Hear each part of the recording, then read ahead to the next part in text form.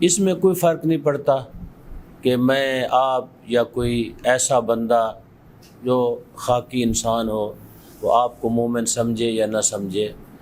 ہم نے یہ دیکھنا ہے کہ آیا وہ خدا کی نگاہ میں مومن تھے یا نہیں تھے۔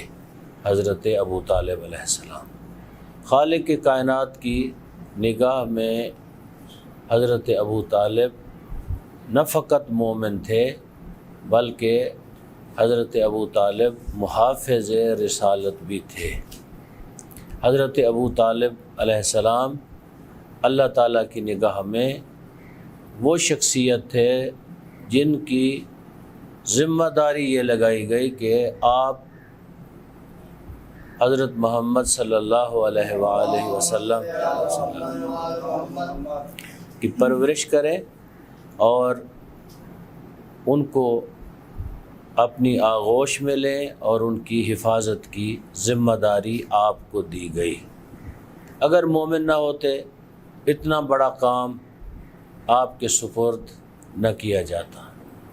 اب خدا سے پوچھتے ہیں، اور کیسے پوچھیں گے؟ علیکم السلام۔ کیسے پوچھیں گے؟ قرآن کے ذریعے پوچھیں گے۔ آیا حضرت ابو طالب مومن تھے یا نہیں تھے؟ اس سورہ کے اندر اللہ تعالیٰ نے 3 شخصیات کا تذکرہ اکٹھے کیا ہے، اور سب سے پہلے تذکرہ کیا ہے حضرت ابو طالب کا۔ خالق کائنات فرماتا ہے الم یجد کا یتیمن فآوا، میرا حبیب اس وقت کو یاد کرو جب آپ یتیم تھے، ہم نے آپ کی پرورش کی۔ اب پرورش حقیقتاً میں پوری کائنات کا رب، پرورش کرنے والا، پالنے والا، رزق دینے والا، پوری کائنات میں ہر چیز عطا کرنے والی شخصیت خالق ہے، لیکن خالق نے کچھ وسیلے، ذریعے بنائے ہیں، تو آپ کو ذریعہ بنایا پرورش کا۔ کس کی پرورش؟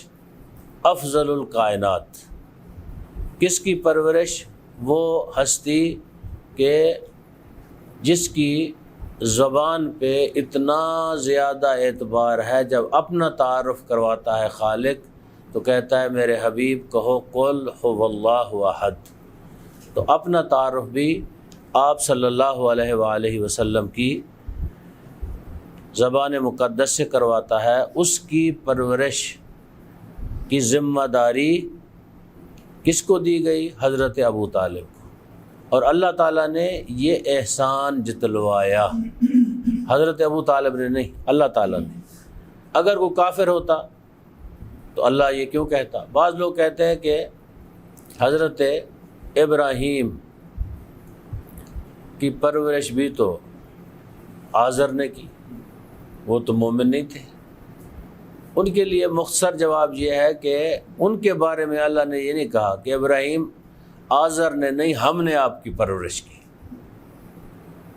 یہاں کہا ہے کہ ہم نے آپ کی پرورش کی، یعنی حضرت ابو طالب کے کام کو، فعل کو اپنا کام قرار دیا، اپنا فعل قرار دیا اللہ تعالیٰ نے۔ تو یہ نہیں ہو سکتا کہ خالق کائنات کسی کافر کے فعل کو اپنا فعل کہے۔ تو حضرت ابو طالب کی مظلومیت کیوں ہے؟ وجہ کس لیے یہ لوگ کہتے ہیں، اور کہتے کیا ہیں کہ آخری وقت رسول اللہ نے کان میں کہا، اب بھی پڑھ لیں کلمہ۔ تعجب یہ ہے کہ ان لوگوں کو یہ بات کیسے پتہ چلی کہ رسول اللہ نے کان میں کہا؟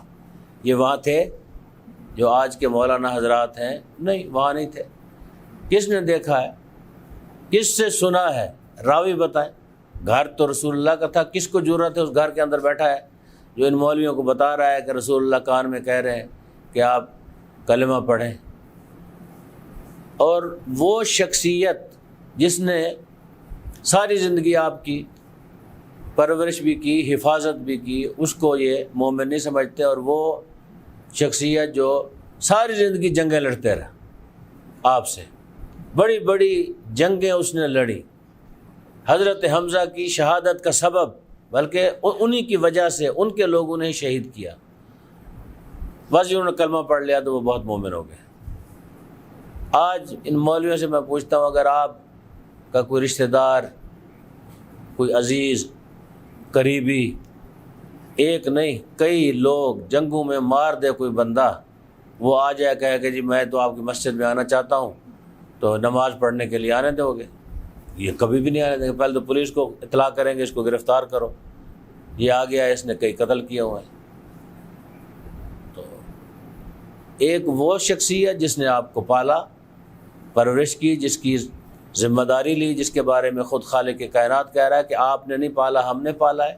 ایک اس کے مقابل میں وہ شخصیت جس نے آپ سے لڑے، جنگیں کی، ان کو ہر چیز ماننے کے لیے تیار ہے۔ میں مان لیتا ہوں، انہوں نے کلمہ پڑھ لیا فتح مکہ کے موقع پہ، تو ایک وہ جو پرورش کر رہا ہے، کبھی رسول اللہ کو نقصان نہیں دیا، اذیت نہیں دی، آزار نہیں پہنچایا، ان کے گھر میں، اپنے گھر میں رکھا، حفاظت کی، کبھی بھی ایک ذرا برابر بھی آنچ نہیں آنے دی، اپنے بچوں کو اٹھا کے رسول کی جگہ پہ سلاتے، تو وہ ان کے نزدیک وہ مومن نہیں رہے۔ ایک وہ بندہ جو ساری زندگی لڑتا رہا، آخر میں جا کے اس نے کہا میں کلمہ پڑھتا ہوں، وہ مومن ہو گیا۔ چلو اس کو بھی ہم مومن مانتے ہیں، تو کم از کم آپ کو یہ شرم آنی چاہیے، حیا آنا چاہیے لوگوں کو کہ اس طرح کی باتیں کر کے رسول اللہ کو تکلیف نہ دیں، رسول اللہ کو اذیت نہ دیں، رسول اللہ کی اس تکلیف کے اندر اضافہ نہ کریں جو قرآن میں ہے کہ وہ لوگ جو ہیں ان کے اوپر بھی اللہ کی لعنت ہے جو اللہ اور اللہ کے رسول کو اذیت دیتے ہیں۔ حضرت ابو طالب کے بارے میں اس طرح کے کلمات کہنا رسول اللہ کو اذیت دینے کے مترادف ہے، رسول اللہ کو تکلیف دینے کے مترادف ہے۔ تو یہ تو قرآن نے ان کے بارے میں کہا۔ دوسری شخصیت، کیونکہ ان کا بھی ذکر ہے، انہی کے ساتھ جڑا ہوا ہے، وہ شخصیت تھی وَوَجَدَكَ ضَالًّا فَهَدَىٰ، امیر المومنین۔ اب میں نے کہا کہ کیوں جڑے ہوئے ہیں اور کیوں یہ کہا گیا کہ یہ مومن نہیں ہے؟ اس لیے کہ حضرت علی کے باپ تھے۔ حضرت علی علیہ السلام نے بھی ساری جنگیں رسول اللہ صلی اللہ علیہ وآلہ وسلم کے حکم سے آپ کی خدمت میں رہے، لڑے ہیں، کیونکہ ان کے بڑے بڑے لوگوں کو مارا ہوا تھا، ان کے دل میں وہ دشمنی ہے، آج تک پلی ہوئی ہے، نکلی نہیں ہے اور نکال بھی نہیں سکے، کیونکہ ان کے آبا و اجداد کو جنگوں میں امیر المومنین نے مارا۔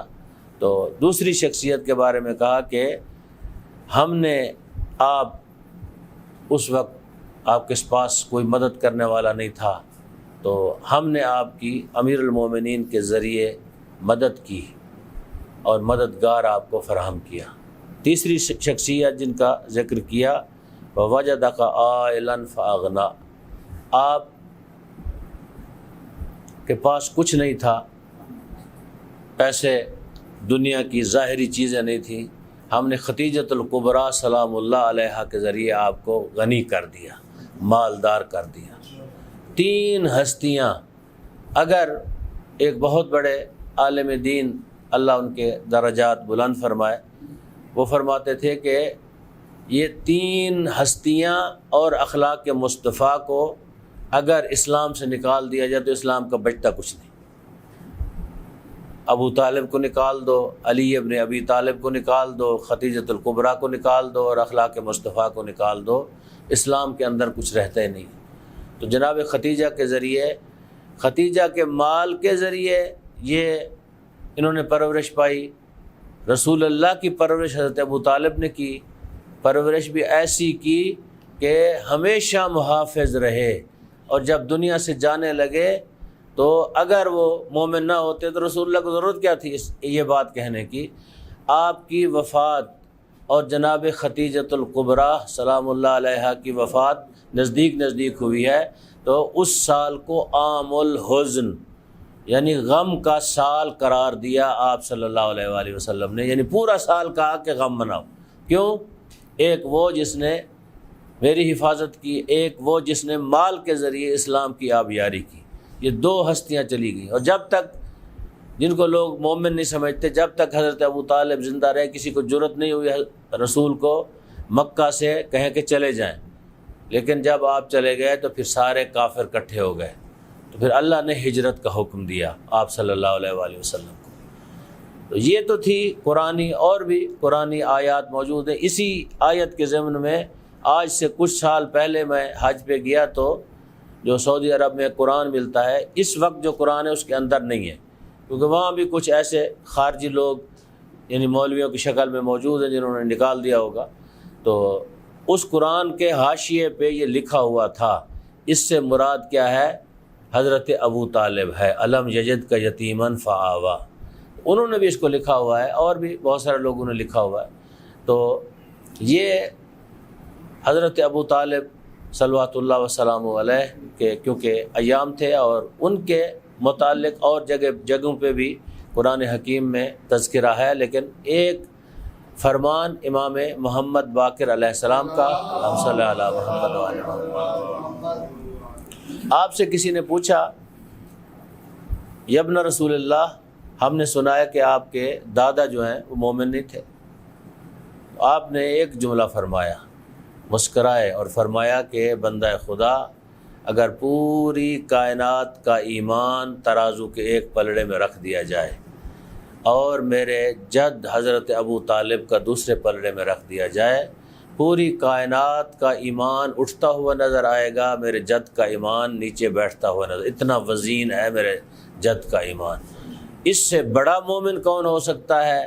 آپ تو نماز پڑھتے ہیں مومن ہو جاتے ہیں، زکوٰۃ دیتے ہیں مومن ہو جاتے ہیں، دین پہ عمل کرتے ہیں مومن ہو جاتے ہیں، اس سے بڑا مومن کون ہو سکتا ہے؟